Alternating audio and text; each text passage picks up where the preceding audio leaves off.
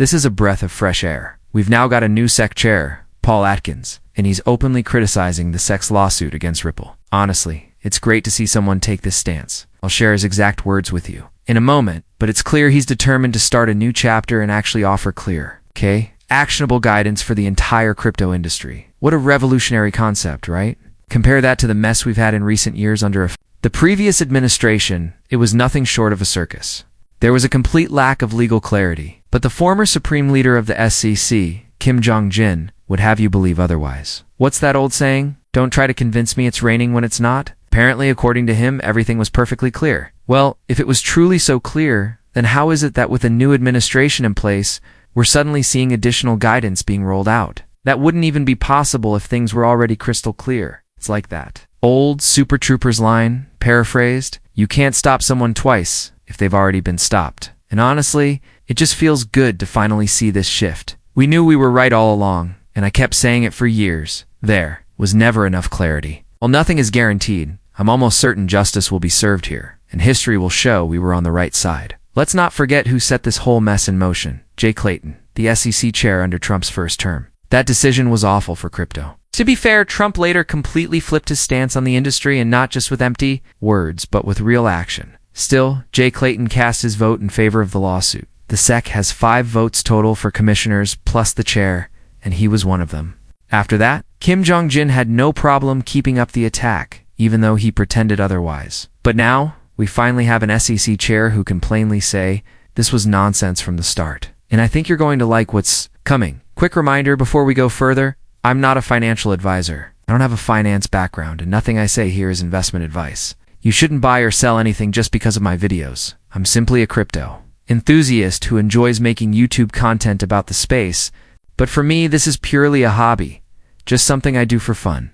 Alright, to get everyone on the same page, here's what you need to know. Start here. 5 days ago, on August 7th, Cointelegraph ran this headline, SEC Ripple. Case wraps up after both sides agree to drop appeals. Now, I'm guessing about 99.999999% of you have already heard this, but for the handful of newcomers tuning in, I want you to know that this 4.5-year saga officially, completely, and absolutely came to an end just 5 days ago. That's huge news. A massive turning point. It's a clear reflection of where we are now. The tide has shifted in a really positive way for everyone involved in the crypto space. And then things went even further. So first, we had that big case closure, and just a few days later, new headlines started popping up across the crypto world. So Ripple grants waiver to fulfill key requirements in the XRP case. I've got to say, I love seeing this. Absolutely love it. Here's the breakdown. Ripple did have to pay about $125 million in fines, but that was only for the institutional side of their XRP sales, not the programmatic sales that most of us actually care about. Those weren't touched. Judge Torres had previously ruled that Ripple crossed the line in certain institutional transactions. She even put a specific restriction in place to block them from doing certain types of deals like that in the future. But now, under its new leadership, the SEC Ripple settlement has taken a surprising turn. They've basically said, you're fine, go ahead. That's what this waiver really means. They didn't have to do this. This was an active choice to help Ripple. And in doing so, they've essentially removed that earlier restriction. So for anyone holding XRP, you don't even need to read the full article. That's the whole story right there. A lot has gone down in just the past few days. And there's one more quick thing worth mentioning. Here's another headline for you. Ripple versus SEC takes a new turn as appeals without judge's signature are dropped. Now, this sparked a ton of debate in the community. Some people were making claims they couldn't possibly know were true, and in this case, they were flat out wrong. A few voices in the XRP space insisted the case wasn't really over yet because Judge Torres still needed to sign off on it. But here's the reality. Ripple and the SEC already filed a joint document stating publicly that they're ending the appeals process. That's it. Case closed. Yet some folks kept saying, but Judge Torres has to sign. Nope, not true. Every single legal expert I've seen talk about this has said the same thing.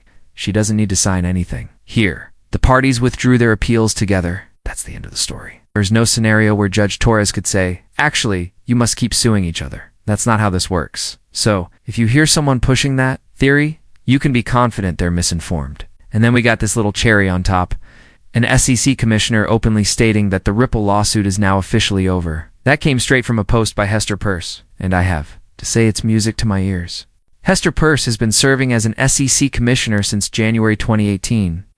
And it's no secret that from day one she opposed the lawsuit against Ripple. Here's what she posted. Last week, the sex case against Ripple officially came to a welcome outcome for many reasons. Not least because those who were tied up in endless legal battles can now turn their attention to building a clear regulatory framework for cryptocurrencies. I've got to say that's exactly the kind of statement I love to see. She also included a link to the SEC's official website. It's just the formal document confirming the case is over, the appeals are dropped, and everything is wrapped up. That's what you're looking at right now on your screen. The best part? Paul Atkins, the new SEC chair, actually spoke out on X, which, let's be honest, he probably wasn't supposed to do, but I'm really glad he did. He replied directly to Hester's post, saying, "Commissioner Peirce is right. Now that this chapter is closed, we can shift our focus from the courtroom to the policy table. Our priority should be building a clear legal framework that both encourages innovation and protects investors." Absolutely spot on. How refreshing is it to hear that coming from the SEC chair himself? It just shows what a massive difference a single year can make. Elections have consequences, folks. And if you're in the crypto space, this is a great one. The US is still the largest capital market on the planet for crypto, and with this new direction, it's looking more like a dream scenario than ever. And no, I'm not exaggerating, this could truly be transformative. Ripple's top lawyer, Stuart Alderete, even jumped in to thank Atkins, saying, "Thank you for your leadership in moving America toward clear rules of the road for crypto, Chairman Atkins. Jin and the previous leadership were right all along, and the rules were already crystal clear. Then what exactly is Atkins doing here? Why change anything if everything was supposedly perfect? Under the old regime, they would have told you there was nothing to fix. Well, thankfully, those days are over. All right, nobody's got time to waste, so let's jump right in. Project Crypto. Maybe you've already heard about it. I haven't had the chance to really talk about it until now, but this is the perfect moment. It officially debuted at the end of July. Here's the headline. SEC launches Project Crypto to bring U.S. financial markets on-chain. On that Thursday, the SEC announced Project Crypto, a plan to modernize securities regulations so crypto-based trading can thrive. The goal? To help fulfill President Trump's vision of making America the crypto capital of the world, as Paul Atkins put it during his speech at the American Leadership Conference on the Digital Financial Revolution. Moving markets from an off-chain system to an on-chain system has huge potential benefits, and yes, some risks too. Blockchain doesn't just make cryptocurrencies possible, it opens the door to all kinds of innovations. And Atkins is doing the work Gary Gensler refused to do, providing the clarity we never had. Despite Gensler's false claims that it already existed, the truth? It didn't. The previous administration was flat out hostile to crypto, for reasons, always reasons. And now, it's like a breath of fresh air. I'll say it again, we were right. 100% right.